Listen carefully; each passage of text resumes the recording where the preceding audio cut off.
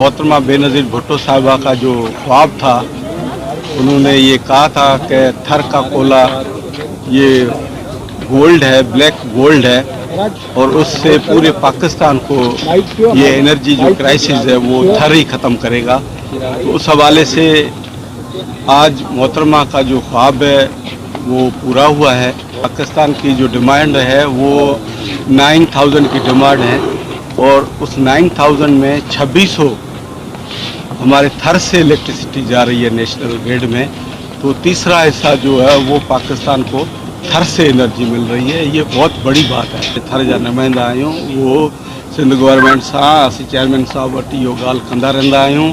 थर फाउंडेशन जे हवाले सां CSR में जेके भी पैसा आहिनि उहो तव्हांखे असीं यकीन ॾियारियूंसि था त उहो थर में इस्तेमालु थींदा, थर जे माण्हुनि जे लाइ इस्तेमालु थींदा।